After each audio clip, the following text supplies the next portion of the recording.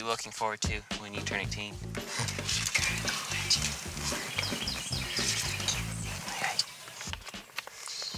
And you're gonna reset the mic up. Moriah, take one.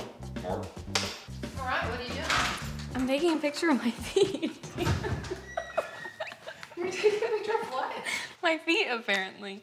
I don't like sitting still. So now my feet are in a sandbag so I don't move around too much. So who are you? What's your name? How old are you? Okay, my name is Moriah Jasper Plath. I'm 17 going on 18. You can call me Blackheart. Why?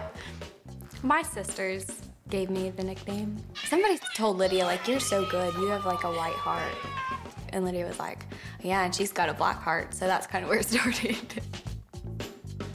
First I was kind of offended. I was like, oh, ouch, like, you think I have a black heart? Like, what is that supposed to mean? But I was like, you know what, I like that.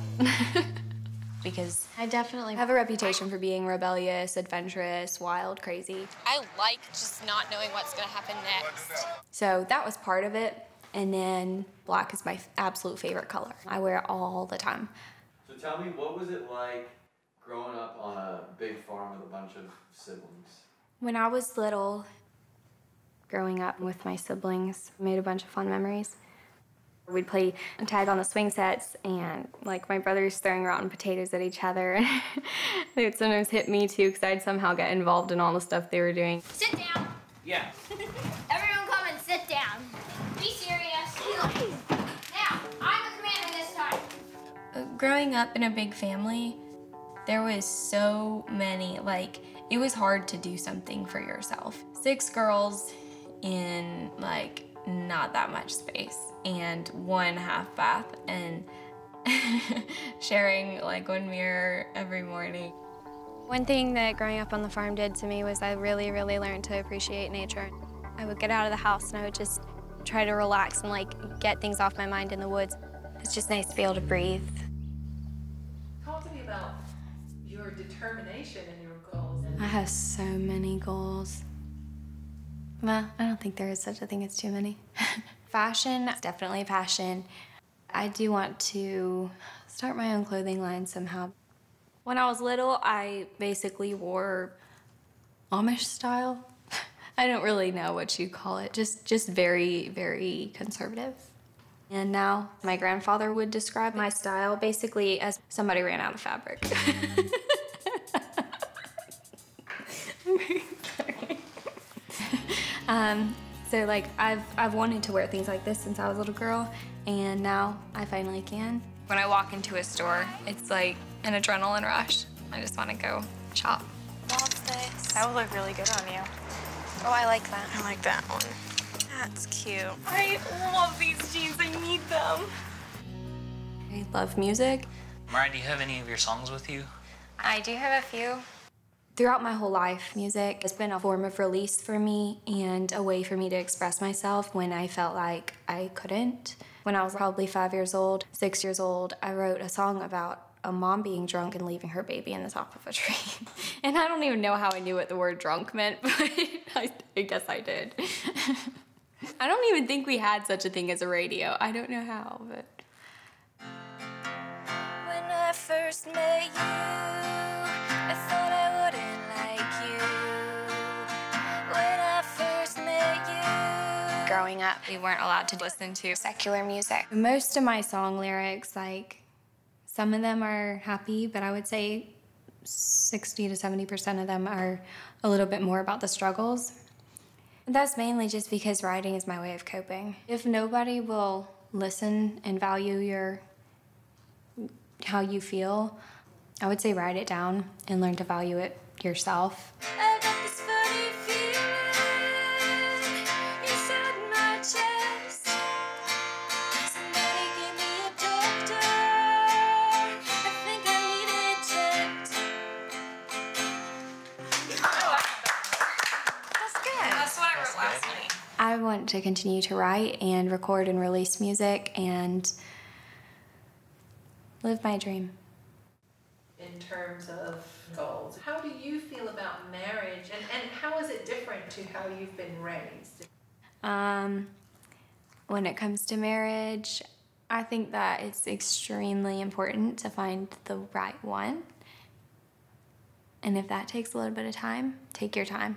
I tried so hard to be like my sister, who was looked on as like the perfect child, being a good future housewife. Hey, Lydia. Are you glad we were homeschooled? I am. But I've always been really different than the rest of my family. It's good to be content where you're at, I guess. The piece of heaven that my parents created was not what I wanted. It wasn't heaven for me at all. I'm starving for independence. I'm starving for freedom. I would look out the upstairs window and I would see the tree line, and as far as I could see past there, and I would just think, like, what more is out there? I know that so much more is out there. Wow, I'm getting on my first plane. I don't want to just like become too comfortable and just settle down in one place in my life. Like, I want to always, maybe eventually have like, well, definitely someday have a house that I can call home, but still at the same time not be too comfortable that I just stay there. Like, I always want to go and explore and just like keep that wild side alive. I don't see how it's going to be possible for me to just live a normal life again. Like, go back to what I was, like, just being content in just a small town. I feel like I'm my own home because the home that I've had just never like was comfortable for me. Moriah, try your salmon and get some of your fried onions and rice all together.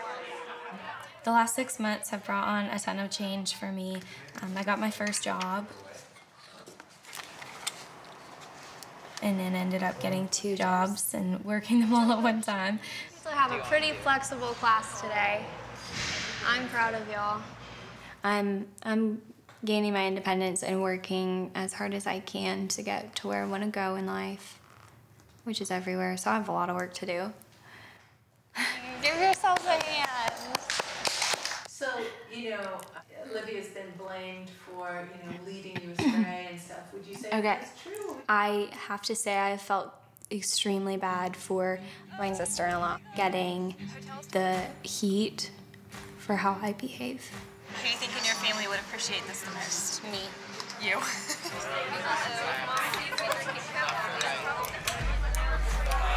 I didn't care. It's totally wrong of my parents to blame Olivia for things that I would have done whether she was there or not. I was gonna get here either way. I'm leaving for Minnesota. For how long? I don't know. I really feel like I need to put physical distance between me and my parents. Moriah, in college, you can't be late for class. It's frustrating having your parents like, you won't be able to make it out there, you know? And so then kind of showing them that actually I can, well, I'm going to do it. There's a whole new way of living for me to learn, and I'll never finish. Like, every day I realize how much more there is to learn, but that's part of the fun of it for me. It's like, it's adventure. If you knew it all, there'd be no adventure.